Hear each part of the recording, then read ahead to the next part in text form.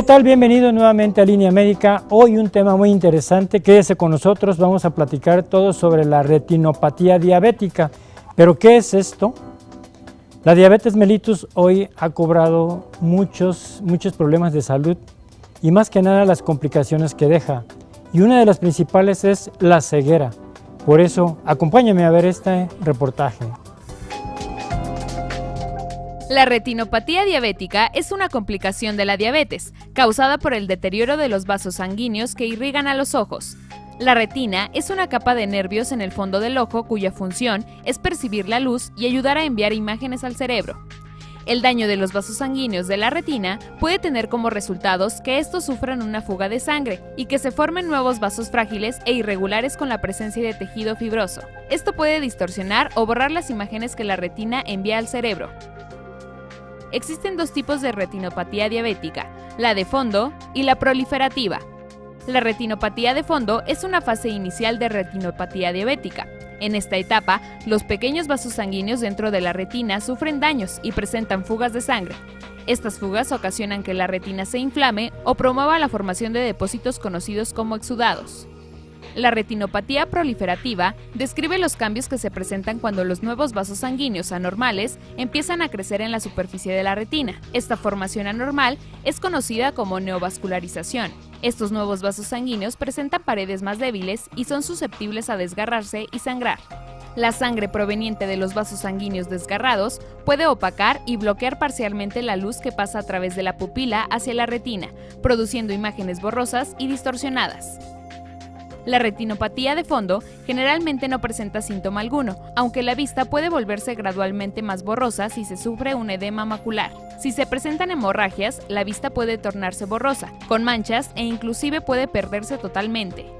Aunque no está acompañada de dolor, la retinopatía proliferativa constituye una condición severa de dicha enfermedad y requiere atención médica inmediata. La mejor protección contra la retinopatía diabética es someterse a exámenes periódicos de la vista efectuados por un oftalmólogo. La retinopatía grave puede estar presente aún si no se sufre síntoma alguno.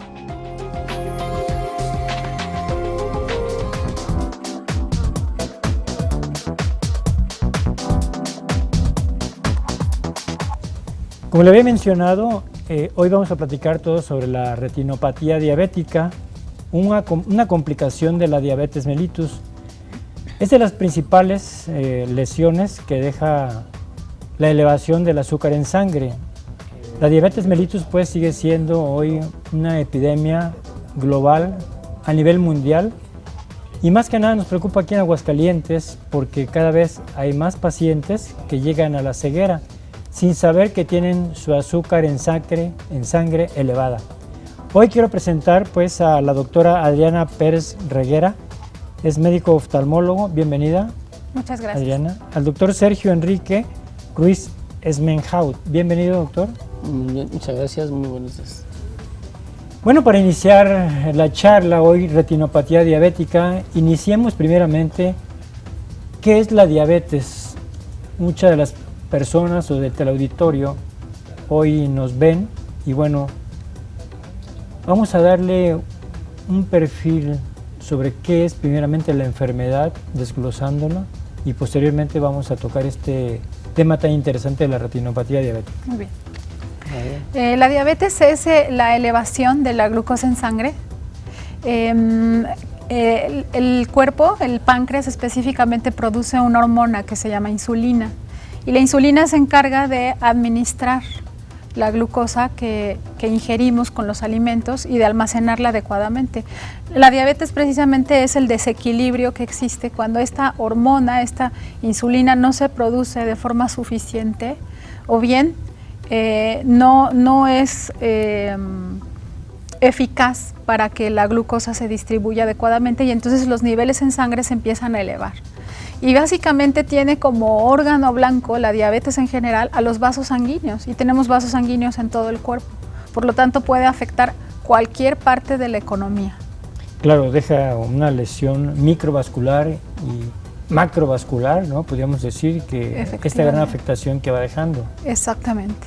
Por esta elevación del azúcar en sangre en el cual el páncreas no produce adecuadamente la insulina, las células beta formadoras de esta hormona, bueno, pues tiende a dejar de funcionar, y es cuando el azúcar, como lo acabo de mencionar, se eleva en sangre y quedan desprotegidos muchos tejidos y órganos de nuestro cuerpo.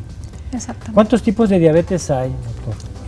Actualmente lo que se considera como una enfermedad de la diabetes, la más frecuente es una diabetes que es tipo 2, o es donde el paciente todavía tiene su páncreas activo y le ha funcionado o está en proceso de tener alguna disminución de la secreción de la insulina. Entonces el paciente le dicen la diabetes del adulto, la diabetes que el paciente todavía puede controlarse un poco con dieta, ejercicio, y se considera como la diabetes tipo 2, no insulino dependiente. Cuando el paciente necesita ya de una insulina, hay una tipo 1, generalmente es la característica que es en pacientes más jóvenes, en su periodo de presentación en la primera década de la vida, es una tipo 1, aunque puede presentarse después como más insulino dependiente. Y es tipo 1, tipo 2, se ha comentado también lo que es la diabetes gestacional, una diabetes que se presenta durante el embarazo en las mujeres que no pueden regular bien la cantidad de azúcar en sangre durante el periodo en que están gestando su bebé, y la etapa de que le llaman como prediabetes, de que si bien se ha definido que es una prediabetes, ya es una diabetes que se está estableciendo en el organismo, pero la gente se está haciendo más renuente a que sea diagnosticada como diabetes porque se sienten bien, no tienen ninguna alteración. Sin embargo, han tenido unas elevaciones de azúcar en algunos estudios de laboratorio que se han hecho. Claro. ¿La diabetes se hereda? ¿Es hereditaria?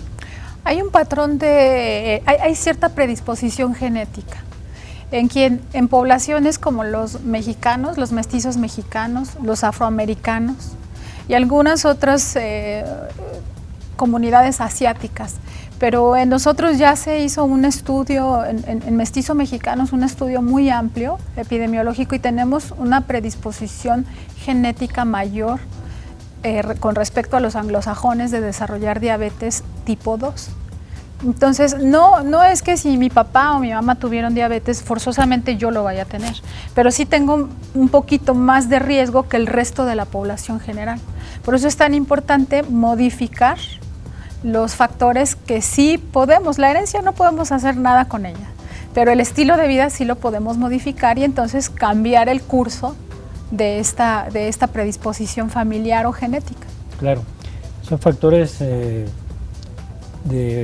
riesgo, ¿no? Factores modificables y no modificables. Exactamente. Los que acaban de mencionar, como la herencia, la edad. Esto no se puede cambiar, pero sí se puede cambiar, como lo ha mencionado usted, los cambios alimentarios, la no hacer ejercicio, la vida sedentaria, el moverse, ¿no? Hoy estamos ya con muchos programas de ejercicio donde podemos iniciar. Ya mucha gente en los parques, ¿no?, se invaden ya, que caminan y hacen algún tipo de ejercicio para mejorar las condiciones de salud más que nada. Doctor, los signos y síntomas de la diabetes. Es una pregunta muy interesante, porque si bien la diabetes se considera como una de las enfermedades silenciosas, junto con la hipertensión arterial, junto con el glaucoma, son enfermedades que puede uno transitar, estar en varios años con ellas y que nadie se da cuenta, y empezamos a decir que cuánto tiempo tiene usted con diabetes, y algunas veces refiere cuándo le hicieron el estudio. El paciente dice que me hicieron un estudio porque me sentía mal y tenía 200 milímetros de porcentaje de miligramos de azúcar, y entonces dice, pero eso fue hace 15 días.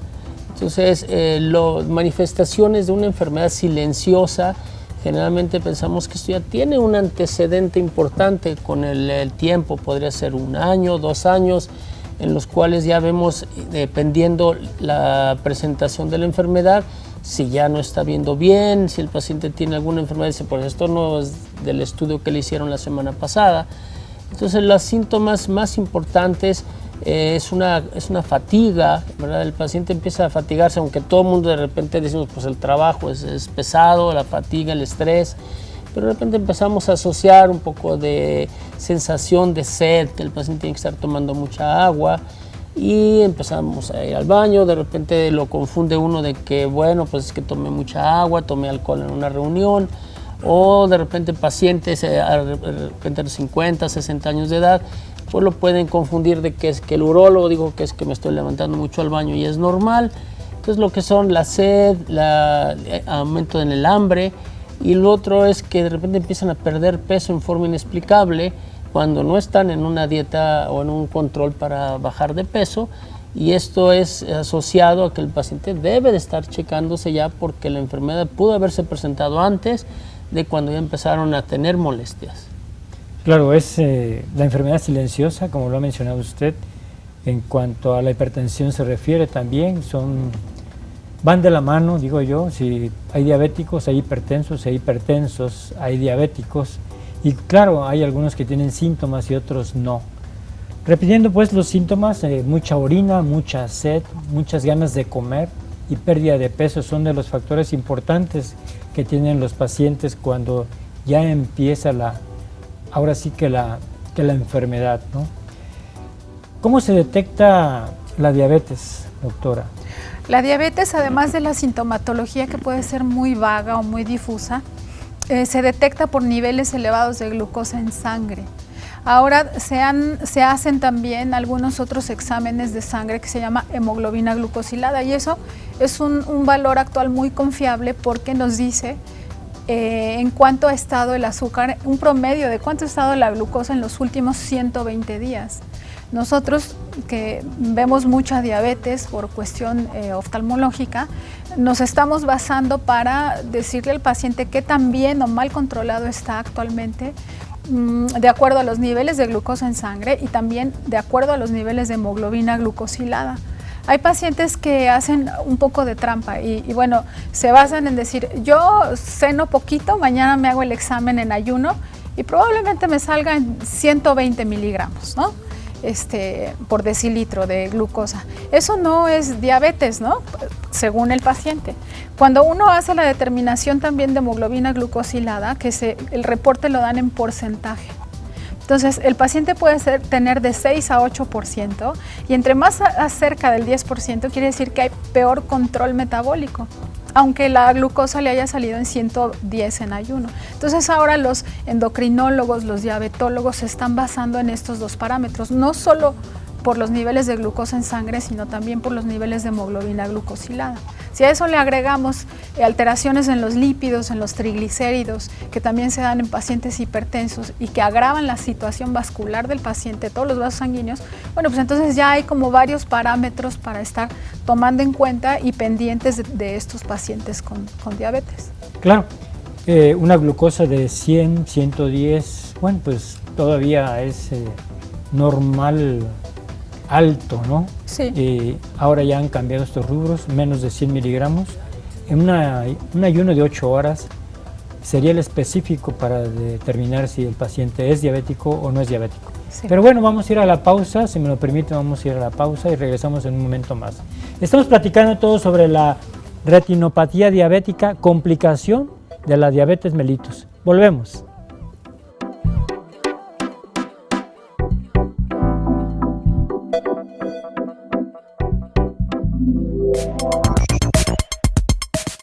¿Sabías que alrededor del 80% de las personas que han padecido la diabetes por lo menos 15 años presentan algún tipo de daño en los vasos sanguíneos de la retina?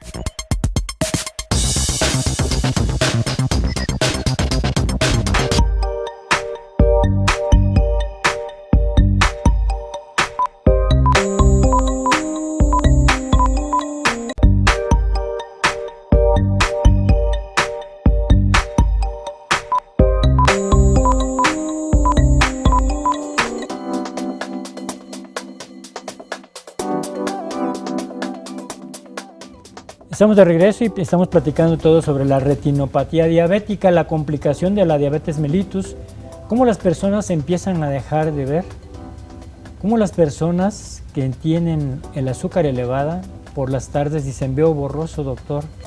Siempre que me levanto, o en la mañana o en la tarde, veo borroso. Puede ser un síntoma de una retinopatía diabética. Pero yo le quiero preguntar, hay personas que de repente dicen, es que de un susto me dio la diabetes. ¿Qué me comentan al respecto?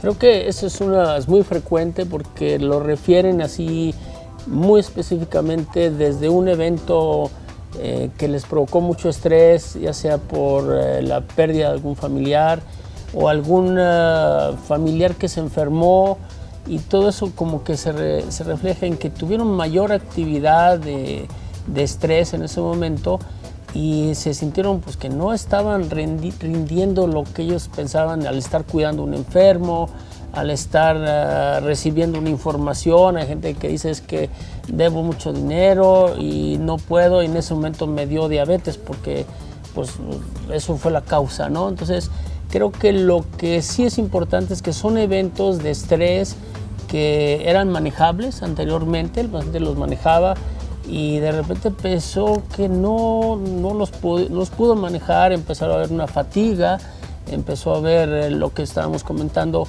la visión borrosa, pero sí efectivamente se refleja cuando una persona tiene un evento, pero ya esa carga venía, su enfermedad silenciosa, y en ese momento empiezan a sentir preocupación por su organismo. Dices que ya no hago las mismas cosas, es que me estás presionando mucho, es que ya tengo que bajar de trabajar, me tengo que jubilar. Entonces ahí son los momentos en que sí, el susto famoso provoca, o el estrés, el poner más atención en su organismo. Claro que es importante, son disparadores, digo yo, de un metabolismo no normal.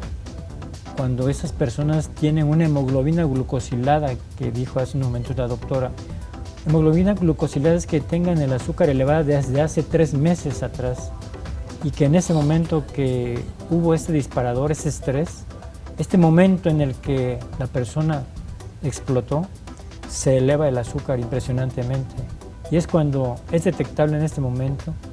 Pero ojo, quiero decir que a lo mejor ya era diabética anteriormente o diabético, ¿no? ¿Es verdad que existen gotas y pastillas para curar la diabetes? No, la diabetes no se cura, es una enfermedad crónica que solo se controla. Lo que sucede con los medicamentos actualmente es que ayudan a que la administración de esa glucosa que tenemos elevada en sangre pues se vea mejor distribuida y no tenga elevaciones tan importantes y cause daño a todo lo que ya platicamos. Son medicamentos que ayudan precisamente a disminuir los niveles de glucosa, pero no curan la diabetes, y eso es muy importante que el paciente lo tenga muy claro. Claro, porque por ahí, bueno, buscan la medicina alternativa, ¿no? De repente algunas gotas, algunas pastillas que dicen, con esto me voy a curar. Y qué bueno que dejamos plasmado esto, ¿no? La diabetes no se cura, se controla, sí, con todas las medidas que ya mencionaremos más adelante y lo que hemos mencionado más que nada. ¿La diabetes puede causar ceguera, doctor? ¿O causa ceguera? Definitivamente sí. Es una de las causas más importantes de ceguera en el mundo. Si pensamos en las causas no reversibles, yo creo que estamos casi a la par con el glaucoma y la retinopatía diabética, causas de ceguera que de repente puede que sean no reversibles. Esto quiere decir que no hay vuelta para atrás. Paciente que ha tenido baja de visión importante, que empieza a desarrollar los cambios que vamos a comentar un poco más adelante, les produce ceguera, les produce baja de visión que puede llegar hasta una no percepción de luz, que cambia mucho la calidad de vida de la gente. Claro. Doctora, ¿en los niños se puede detectar esto? En los niños difícilmente. Han presentado últimamente investigaciones, sobre todo en Estados Unidos, en las que la obesidad infantil es muy alta y ya se están viendo casos de diabetes tipo 2, o sea, no insulino dependientes en niños, en una población infantil de 8 a 15 años de edad. Realmente, en los diabéticos tipo 2, la enfermedad tiene, en los ojos, tiene un desarrollo un poquito más tardío. Digamos que si tuviéramos el momento cero de la enfermedad, si supiéramos exactamente cuándo empezamos en un diabético tipo 2, A los 5 años va a haber algún síntoma visual, que puede ser desde visión borrosa o ver pequeñas manchitas negras a los 5 años del diagnóstico. Pero como nadie sabe, o el grueso de la población no sabe exactamente el inicio de su enfermedad, entonces los síntomas pueden ser muy difusos. Hay pacientes que no sienten nada y van porque los recomienda su médico tratante, su internista, su endocrinólogo. Y entonces es cuando se van dando cuenta de que ya sus vasitos sanguíneos se están dañando por diabetes. Como es una cuestión interna, los pacientes generalmente dicen, no, pues no, yo veo mi ojo bien, pero el doctor dice que estoy muy mal y no entiendo por qué. Entonces ahí echamos mano de algunos otros estudios de imagen, precisamente para estudiar cómo está la circulación de ese paciente y también para estadificar y clasificar adecuadamente el momento en el que se encuentra la enfermedad del paciente. Claro. ¿En qué momento puede ir a hacerse un chequeo, doctor, estas personas? Aquí lo que recomendamos en forma rutinaria, cuando cumplimos arriba de 40 años, hay que estar buscando anualmente una revisión oftalmológica, ¿verdad? Esto es, no hay antecedentes, el paciente está sano y una vez al año. Cuando empezamos a tener pacientes que entran en la categoría que ya no está bien clasificada como prediabéticos, esto es antecedentes familiares, una obesidad asociada, esos pacientes ya tienen que tener una revisión exhaustiva por su médico oftalmólogo, porque si son precavidos y están atendidos en un centro de salud adecuado, muchas veces es el control de peso, control de su azúcar, pero ahí ya tienen que buscar cómo está la retina. ¿Cómo detectar que un paciente ya tiene problemas en sus ojos cuando empieza a tener la enfermedad? O sea, eso es muy, muy importante. Claro. ¿Una mujer con diabetes no puede tener hijos? Sí pueden tener hijos, pero no forzosamente van a tener que heredar la enfermedad a su hijo, ¿no? Pero es importante que con su ginecólogo platique sobre todo del control de peso que debe de tener durante el embarazo. Ahí también se han hecho algunos estudios en los que dicen, bueno, la paciente diabética, mientras esté embarazada, va a tener un empeoramiento de la visión, precisamente por la presencia del producto mientras están gestando. No forzosamente, no hay hormonas que influyan en esto. Una paciente diabética sí tiende a progresar en su retinopatía, si es que ya la tiene, pero es básicamente porque el bebito, mientras más crece en el vientre, ocluye un poco la circulación de la madre. Y entonces eso hace que la visión y la oxigenación y la perfusión retiniana disminuya y la retinopatía avanza. Pero no es que no pueda tener hijos. Si ella hace los cambios pertinentes, cuida su estilo de vida y evita bajar de peso, evita subir de peso durante el embarazo, por supuesto que puede tener hijos. Claro. ¿Por qué debo cuidarme los pies? Es una de las mayores complicaciones aparatosas de un paciente diabético. De repente ver esas amputaciones que son de repente impresionantes para el mismo paciente, ¿no? De repente yo podía caminar y ahora tengo que ayudarme de una muleta, y si tengo la posibilidad, y si no, hasta estar en una silla de ruedas.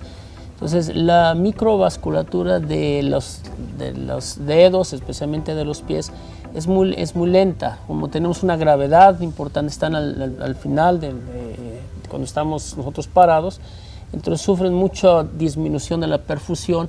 Entonces es muy fácil que una uña enterrada pueda provocar una infección de un dedo, pueda provocar una disminución en que se regenere esa herida, y si el paciente está descontrolado, bueno, vemos amputaciones de dedos, vemos amputaciones de pies y completamente de miembros inferiores, ¿no? O sea, creo que por un pequeño cuidado que es el aseo de los pies, el tratar, si bien a veces es difícil hacer un manicure o hacer una limpieza de las uñas, pues hay gente especializada, hay podólogos que cuidan las uñas, especialmente de los miembros inferiores, y aquí un pequeño detalle puede evitar una complicación. Claro. Es de las más importantes problemas vasculares que deja la diabetes como complicación, al igual que la retina en el ojo, de lo que ya habíamos platicado. Vamos a volver a repetir los niveles normales de glucosa en sangre. Bueno, los niveles de glucosa, como hemos comentado, nosotros habíamos visto que de 60 a 110 en una etapa de ayuno de 8 horas, al estar en un laboratorio, 110 estoy perfecto, pero ahora los índices han dicho que lo están bajando a 100, pero todo depende del laboratorio donde se lo vayan a realizar, porque hay testigos, cintas testigos o hay testigos para esa prueba en sangre, que su normal es 110 o su normal es de 100, y no es que tengo 105, pues sí, pero donde usted lo está checando, el nivel más alto permitido es de 100. Entonces, veamos, pongámoslo como 100 miligramos por ciento en la sangre, es el valor que podríamos nosotros tener como aceptado cuando un paciente está en ayuno y su organismo está trabajando bien el azúcar. Claro, vamos a ir a la pausa y regresamos en un momento más, si me lo permiten. La glucosa en sangre, 100 miligramos, cuídese de la glucosa, hay que hacerlo en ayuno. Un ayuno de 8 horas es muy importante que usted se lo lleve, vaya al laboratorio más cercano a usted. Volvemos.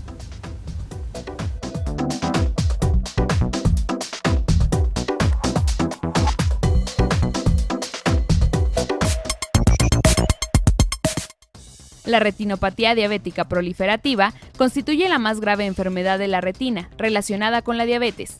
Este mal afecta a un 20% de los diabéticos y puede ocasionar una pérdida severa de la vista, incluso la ceguera.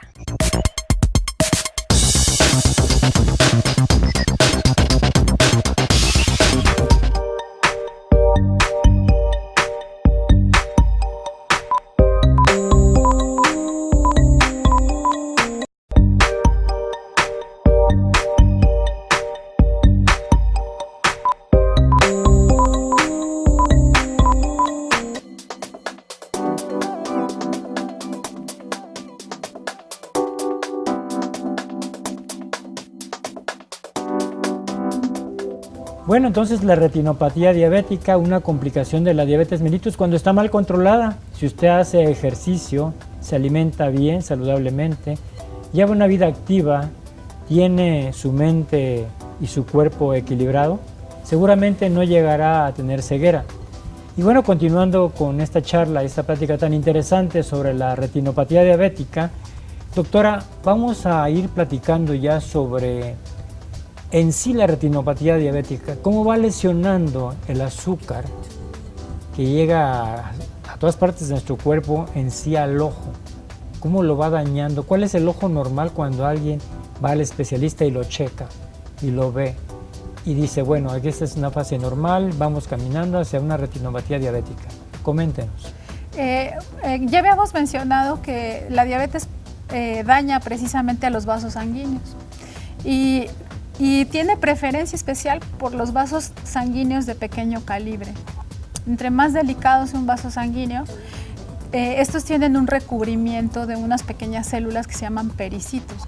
Los pericitos son como el aislante de un cable, igualito. Si lo comparamos con un cable de luz, ese plástico que tienen, los pericitos se van perdiendo con niveles plasmáticos de glucosa por arriba de 200. Empieza la pérdida de pericitos y entonces los vasos sanguíneos en el ojo se empiezan a comportar como mangueritas picadas. Empieza a haber pequeñas fugas o se forman saculaciones o chipotitos en los vasos sanguíneos y estos dejan de ser eficientes, dejan de tener una permeabilidad adecuada. Se empiezan a filtrar pequeñas hemorragias y a través de esos chipotitos, en esta imagen les voy a demostrar las 6 etapas en las que se puede presentar la retinopatía diabética. En un acercamiento a la imagen número 1, así es como luce un fondo de ojo normal, con el nervio óptico, sus venas en color azul. No, eso es un dibujo esquemático. En el ojo se ven rojo, ¿no? y anaranjadito. Ese pequeño punto oscuro es el área macular o el área central de visión. Podemos decir que ese es un fondo de ojo normal. Si pasamos a la siguiente imagen, ese es ya un ojo con una retinopatía diabética, podemos decirla leve. ustedes pueden ver que ya hay unas pequeñas puntitos rojos al final de los vasos sanguíneos y esas son lesiones incipientes, se llaman microaneurismas o pequeños saquitos al final de los vasos y algunos depósitos de grasita en los vasos. ¿Por qué? Porque la misma grasa que consumimos se empieza a escapar también, además de la sangre, se empieza a escapar y a depositar entre las capas de la retina. Esa es una retinopatía diabética leve, no proliferativa. Si pasamos a la tercera imagen, vamos a ver cómo se van agregando algunos otros cambios, como son esas manchitas blancas que parecen algodoncitos. Esas son áreas de infartos en la retina. O sea, los vasos sanguíneos que se encargan de oxigenar al tejido empiezan a ser insuficientes y el tejido deja de recibir oxigenación, igual que cuando pasa en el corazón, dicen un infarto, pues se quedó el tejido sin oxígeno. Pues esas manchitas como algodones son pequeñas áreas de infartos en la retina que hacen que el tejido sufra, lo que traducen es que el tejido está sufriendo más y más poca perfusión sanguínea, poca oxigenación. Si pasamos a la siguiente imagen, en esa que estamos viendo es una retinopatía diabética moderada. En la retinopatía diabética severa, entonces empieza a haber, además de todos esos cambios, daños en los vasos sanguíneos y se forman asitas vasculares. Empiezan a aumentar las hemorragias, ya casi, si dividimos el ojo en 4 partes, pues en los 4 cuadrantes hay alteraciones de manchitas rojas, esos depósitos blancos de lípidos, y ahí especialmente en ese esquema estamos viendo cómo esa grasita, esos lípidos, se empiezan a depositar en el área central de visión. Muchos de los pacientes acuden precisamente por esa baja visual, porque justo en el área macular se está depositando grasa y esa es la primera causa de visita en un paciente diabético. Oiga, doctor, estoy viendo borroso, y cuando uno lo examina, pues se da cuenta que hay grasa depositada en el área macular, que es importante empezar a tratar adecuadamente. Aquí quiero interrumpirla, doctora. ¿Esto quiere decir que puede tener el colesterol elevado o no tiene que haber relación con el colesterol? Sí hay relación entre el colesterol y los triglicéridos elevados. Generalmente van de la mano. Pero básicamente la glucosa es la que va alterando la permeabilidad sanguínea y ahí ya es mucho más dramático el cambio. Ya vemos un gran depósito de grasa en esa área central, con la presencia de infartos o esas manchas blanco-algodonosas. Y si ustedes se fijan, ya en todas las áreas del ojo hay muchas manchitas rojas o microaneurismas, y es una retinopatía diabética no proliferativa severa.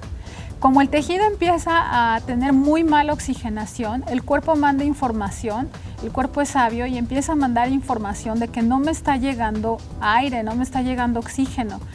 El cuerpo, por tratar de sustituir esta mala perfusión, empieza a generar vasos sanguíneos, pero anormales, con un calibre anómalo y una forma alterada. Si ustedes se fijan en el nervio óptico, se le ve como una marañita de vasos sanguíneos que flotan como si fueran un coral, y eso se llaman neovasos. Es una respuesta exagerada a la hipoxia, a la baja oxigenación, y esos vasos se revientan y pueden causar coágulos, y es cuando los pacientes empiezan a ver manchas cafés, manchas rojas o manchas negras flotando. Dicen que dicen, doctor, a mí me escurre una gota de agua que la veo muy oscura y está en la parte de arriba de mi ojo.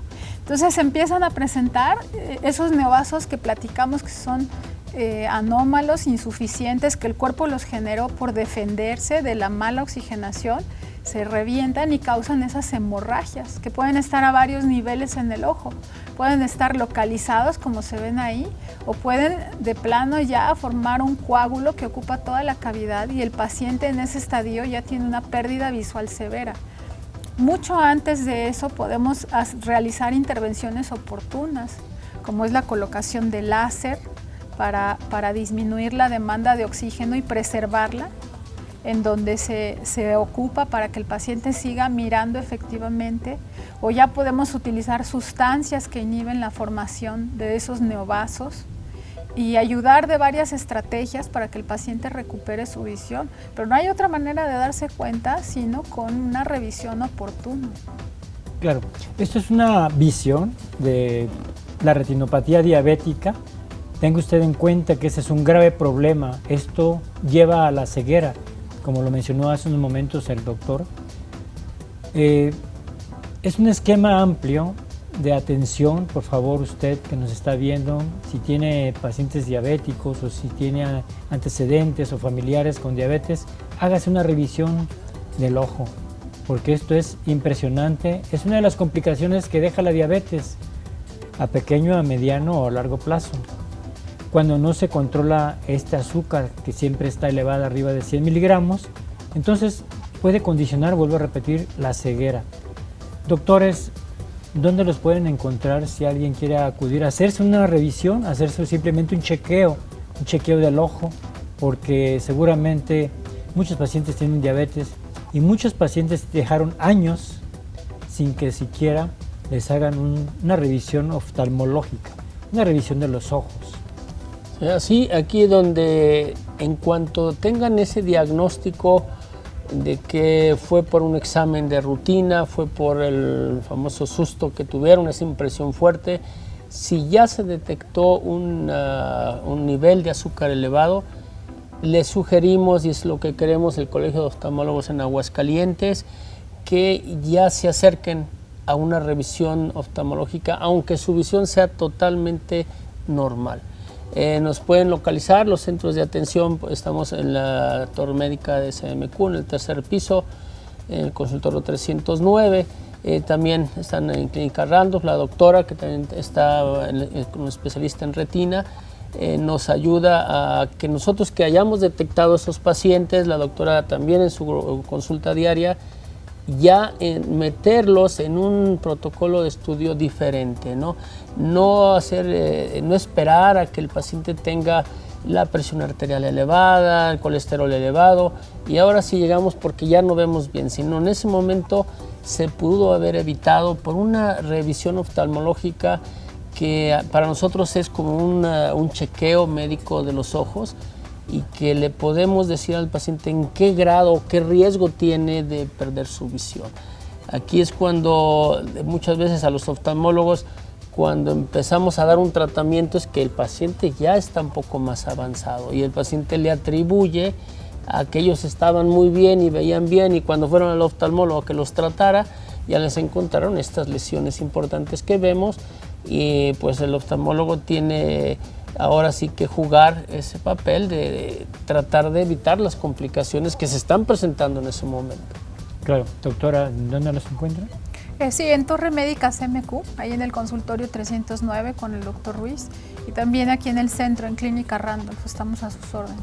Y siempre recordar que la medicina más barata es la prevención. Claro, hay que prevenir. Sí. Y de esto vamos a hablar en este último bloque que seguimos después de la pausa. Sobre la prevención, cómo aprender a cuidarnos, sobre la diabetes y no llegar a esta devastadora complicación que es la ceguera. Volvemos en un momento más. Bien, ya vamos a ver.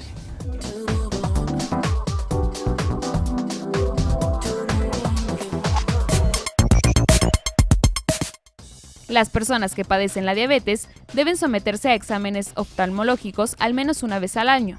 Es posible que sea necesario realizar exámenes médicos de los ojos con mayor frecuencia una vez que se haya diagnosticado la presencia de retinopatía diabética.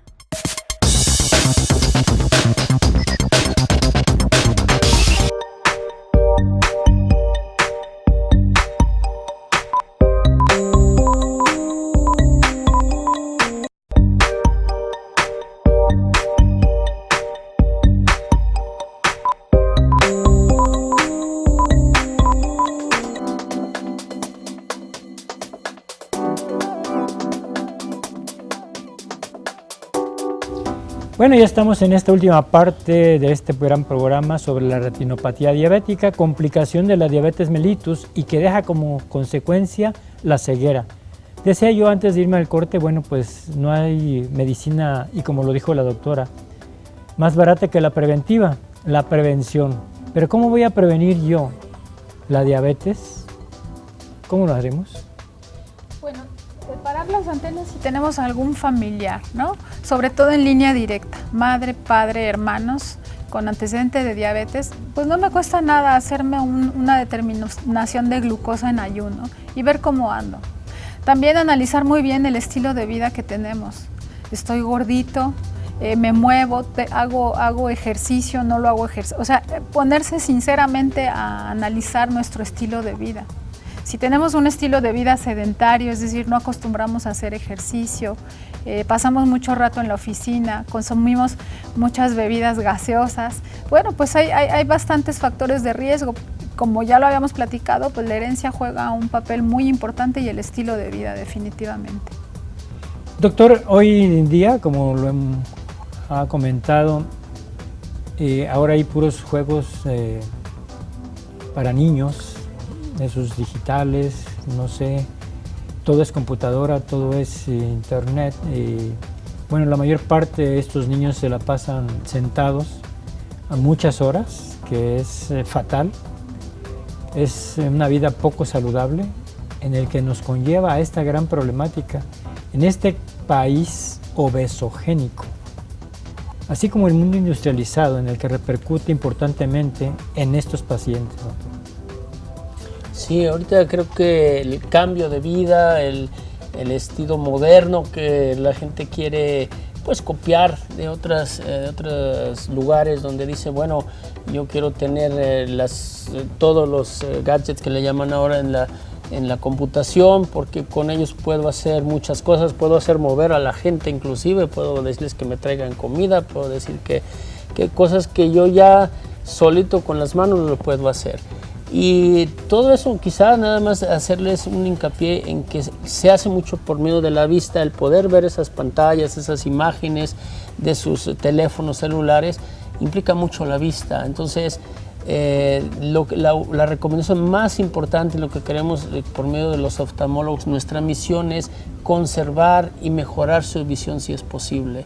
Entonces, el cambio de hábitos y el gobierno está tratando de hacer impuestos a las bebidas, impuestos a los alimentos que contienen altos niveles de azúcar, solo para mitigar en cierta forma el gasto que estas enfermedades van a tener. O sea, hay que tener mucho cuidado, prevenir es lo que queremos nosotros y detectar a tiempo. Educar a la población. Exactamente, doctora, hay que educar para tener otro estilo de vida diferente en esto que es parte importante, la educación, el saber alimentarnos. No le llamemos dieta, sino saber comer. Exactamente. ¿Qué nos comenta al respecto? Porque esto es bien importante. Yo, la verdad, tengo la experiencia de aprender a comer ya en la edad adulta. Ahora, como que estaba muy mitificado la cuestión de la alimentación y uno debe de procurar alimentarse saludablemente, evitar en la manera de lo posible la comida procesada. Entre más natural, entre más orgánico podamos comer, es mucho mejor para nuestro organismo. ¿Por qué? Porque las carnes que ahora consumimos pues vienen influidas con químicos, con hormonas, con toxinas que nuestro cuerpo no está acostumbrado a depurar o a desintoxicar. El procurar siempre en nuestros alimentos una porción de grasa saludable, una porción de fibra, una porción de proteína, es muy importante y eso es hacer conciencia desde que son niños, ¿no? Desde que somos pequeños y no aprenderlo ya cuando hay alguna secuela o alguna consecuencia de salud. Entonces es importantísimo el estilo de vida porque es lo único que sí podemos modificar a diferencia de la herencia. Ahora pesa más el estilo de vida, la obesidad, el índice de masa corporal y el porcentaje de grasa corporal para el desarrollo de diabetes que la herencia misma. Y es lo único que sí puedes modificar, moverte, hacer ejercicio, comer sanamente y evitar comida procesada o industrializada, porque está llena de sustancias que nuestro cuerpo no está acostumbrado a reconocer y a depurar. Y se van acumulando y van dañando nuestra salud de distintas formas, ¿no? Hipertensión arterial, dislipidemias, diabetes, en fin. Claro. Doctor, el Colegio de Oftalmólogos, yo creo que están haciendo una ardua labor por prevenir esta devastadora enfermedad o complicación de la diabetes. ¿Qué nos comenta al respecto? ¿Qué sesiones tienen? ¿Qué actualización tienen? ¿Qué investigaciones hay sobre esto? Sí, el Colegio de Oftalmólogos tiene acceso a congresos, ha habido congresos internacionales aquí en México, donde el acceso es informarse de medidas de detección temprana para que evitemos las complicaciones que son sumamente costosas.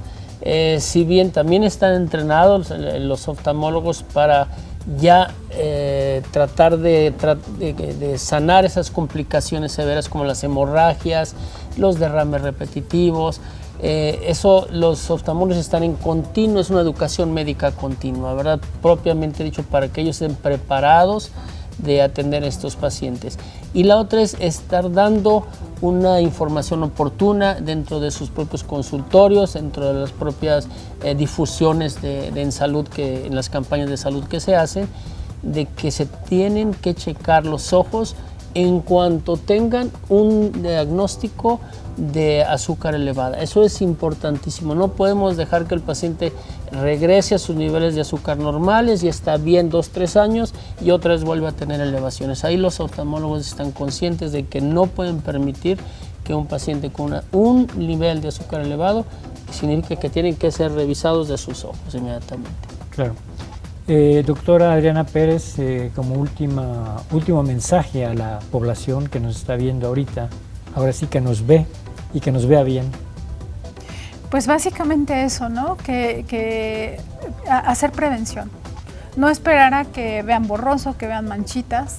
Si tengo el diagnóstico de diabetes, no importa que tenga un día de diagnóstico, no importa que tenga 5 años, 8 años, debo de acudir con mi oftalmólogo a que me haga una revisión exhaustiva y me clasifique. Mira, tú eres un diabético sin retinopatía, pero tienes tales riesgos y te hago tales recomendaciones de salud. Y no dejarlo para cuando hay sintomatología, que es cuando realmente ya hay daño vascular. Claro. Doctor Ruiz, ¿qué le diría a nuestra población? Yo creo que no tenga miedo.